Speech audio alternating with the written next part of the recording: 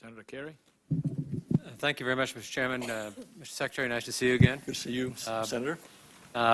First of all, let me say, as you were introducing yourself, I had not, until I prepared for this hearing, realized, and you reinforced it, that you were the father of the Special Operations Command, and it must have given you a considerable amount of pride to see how effective Special Operations units were in Afghanistan, Iraq, and according to the reports today in the Hindu Kush, again, trying to run down bin Laden as we speak. And Senator Kerrey, you may recall one of the complaints that used to come from the Pentagon and the executive branch is that Congress engages in too much micromanagement.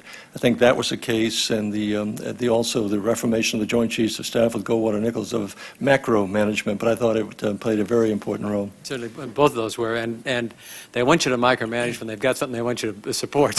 So, but let me also say, with great respect, I do think that I do think that in '98 that a special operations unit with an element of surprise could have had a tremendous impact at that particular point. It's a judgment call you got to make. It's a much different situation than it is today, and I appreciate that very much.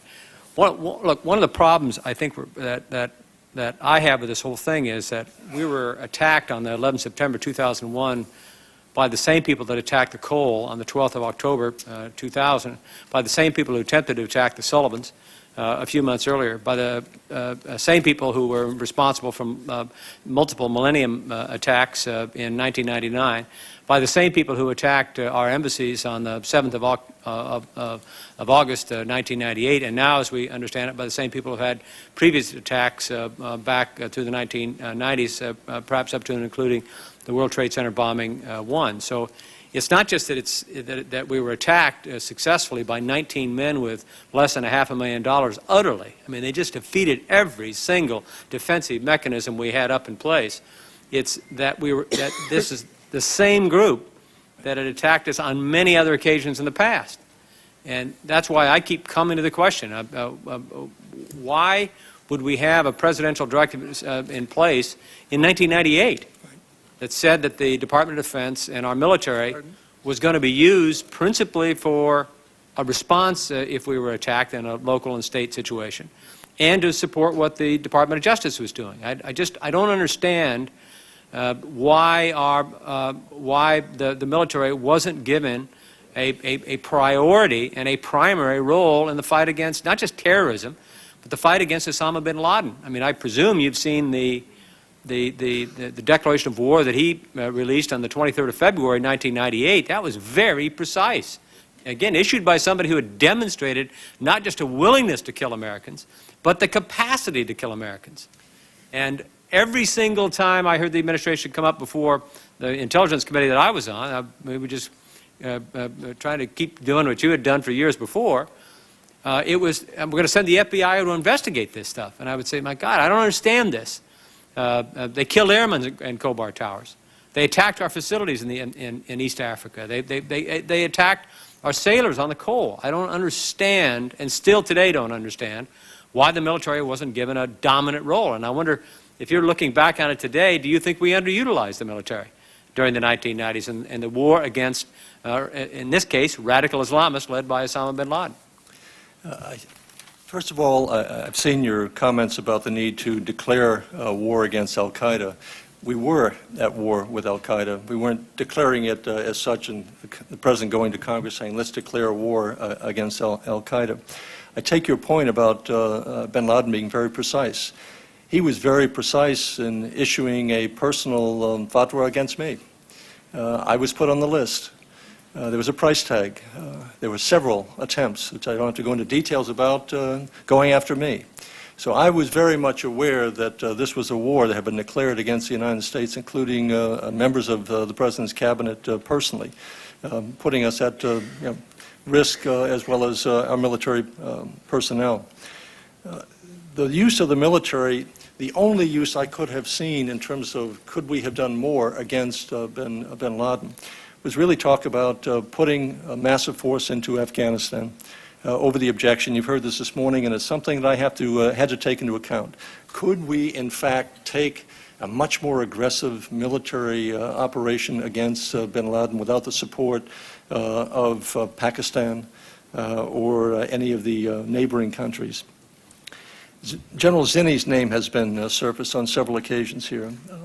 You know, when you recommend people to advise you, and I was the one who recommended that General Zinni be the commander of the CENTCOM, you look at their background, you look at their war records, you look at how they've conducted themselves, and you hopefully trust their judgment. General Zinni made a number of recommendations, which I took to heart, because he was of the opinion that had we taken certain types of military action, it would have been, quote, ineffective, counterproductive. He was the same general who recommended that we not overreact when there was a military coup in Pakistan, saying, wait a minute, I've worked with this general. I think we may be able to persuade him to be much more supportive than he has been, than we think in the past. As a result of that kind of relationship that General Zinni had with General Musharraf and President Musharraf, later President Musharraf, we were able to help thwart attacks during the millennium. So you have to, at some point, put some judgment in the experts that you call upon to give you advice. Could I have second-guessed Chairman of the Joint Chiefs, General Shelton? Yes. Could I have second-guessed General Zinni? Did I have reason to, based upon my experience with them? And the answer was no. I put a lot of faith in their recommendations and their judgment, and I never found them, quote, risk-averse. They really were more mission successful in their orientation, saying, if we do this, we're likely to succeed. If we do the following, we're likely to fail. Those were the kinds of decisions we had to make. So what could have been done? We had lethal authority. We were not, Sandy Berger said, we weren't trying to send simply a summons to bin Laden in Afghanistan. We were trying to kill him or anyone else who was there at the time. That was, what they call a warning shot to the temple. We were trying to kill bin Laden and anyone there that went to that camp. Did we have the kind of information that would have allowed us to get him later? We didn't see it. It was never recommended. And I can't account for everything that you've heard, but there was never a recommendation that came to the national security team that said, we've got a good shot at getting him, let's take military action and do it. The only other alternative would have been, could we have persuaded Pakistan, get out of the way, we're coming, we don't need your support, we're going to invade Afghanistan? I leave it to you, Senator Kerrey, and to others who have served in Congress. Do you think it's reasonable that under the circumstances that any president, including President Clinton, could have gone to Congress in October of 2000 and said, these people are trying to kill us, and now, therefore, we're going to invade Afghanistan and take them out? I don't think so. Well, but there are, other members can disagree, a judgment call. You sat on the other side of that decision. Well, that presumes that the President would come to Congress and request an authorization for action there. But as you know, there have been many moments when the President doesn't request such authorization, just does it. Let me make one other point. Okay. One other point. You remember Kosovo. Yeah. Here we had a campaign going on in Kosovo. I don't know how many times you came to the White House, but there were meetings after meetings with members of Congress coming down to the President saying, it's a bad idea. When are you going to get out? What's the exit strategy? How much is it going to cost us? We had to sustain a 78-day bombing campaign, frankly, without the support of Congress. And it was a successful campaign. And as a result of that, we saved a lot of lives. But I give you that as an example to say the notion that somehow President Clinton or even President Bush, absent 9/11, could have walked into the halls of Congress, say, declare war against al-Qaeda, I think is unrealistic. Mr. Secretary, I say you're making my argument. I supported what the President did in Kosovo. I supported what he did in Bosnia. I was in the minority in both times. But that didn't stop him from doing it. But he had the fact that it was difficult, the fact that it was hard, the fact even that at times it was unpopular, he believed in it and he rallied the American people to the cause. He also rallied allies. He didn't do that with bin Laden. But he also rallied allies to the cause. You had the NATO countries involved in Bosnia and Kosovo.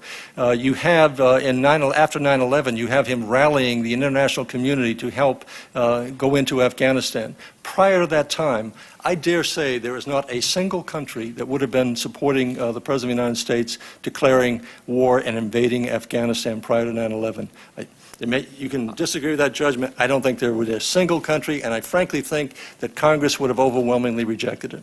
I would disagree. I respectfully disagree. First of all, again, as I said, there are many instances where the President doesn't even come to Congress. I mean, Operation Just Cause in Panama, he didn't come to Congress and say, gee, is it okay to do that? Grenada, the President didn't come to Congress and said, is that okay to do it? And Bosnia and Kosovo, the very examples that you cite, The President didn't have the support of Congress, and he went ahead and did it. I think he did the right thing. But the fact that it's unpopular, that it's difficult, that our allies are not necessarily with it, shouldn't deter a President who believes that what we have is a serial killer on our hands, who had begun killing us at least as early as 1993, who had issued a very specific declaration of war calling Islamic men to join an Islamic army on the 23rd of February 1998, and then demonstrated that he had the capacity in a very sophisticated way on the 7th of August to carry out that threat. And what did we... I mean, we did not. We had a round in our chamber. We didn't use it.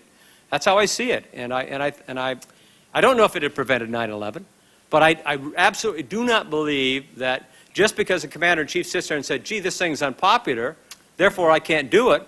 I don't think that's a good argument. Senator Kerrey, let me... I know Secretary Rumsfeld is going to use it here in a few minutes, and I'm going to be just as harsh with him. I don't buy it.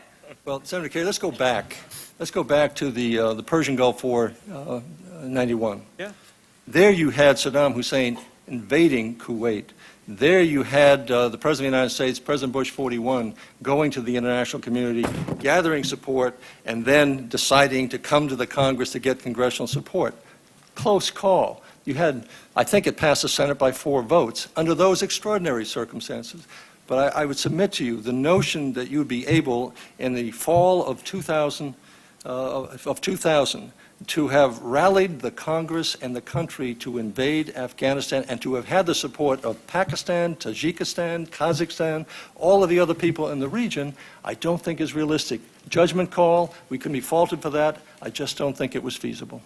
Well, I just say for the record, better to have tried and failed than not to have tried at all. And I think in this particular case, again, what you've got, the thing that's most troubling about 9/11 is that it was carried out by a group of people, the same group of people that had killed Americans the previous October, that had tried to kill Americans on the Sullivans just before that in the summer of 2000. It's a serial series of events stretching back for a decade. And that's the problem, with a declaration of war by the guy who's leading the organization. And we were trying to kill those members whenever we could find them. But you're not talking about people sitting in a city waiting to be attacked. These are, it's like mercury on a mirror. You're talking about individuals who can hide. I mean, let's look at what's taking place today. I point out again, you've got thousands of people on the ground in Afghanistan with the support of Pakistan, and we still are unable to track him down and to kill him. But now, if you look at the performance of the special operations units in northern Afghanistan and the war against Afghanistan, and they leveraged thousands of GI's effort. They were enormously effective.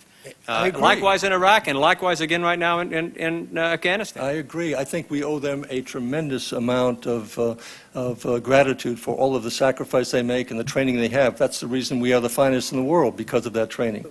What was the military objective on 20 August 1998?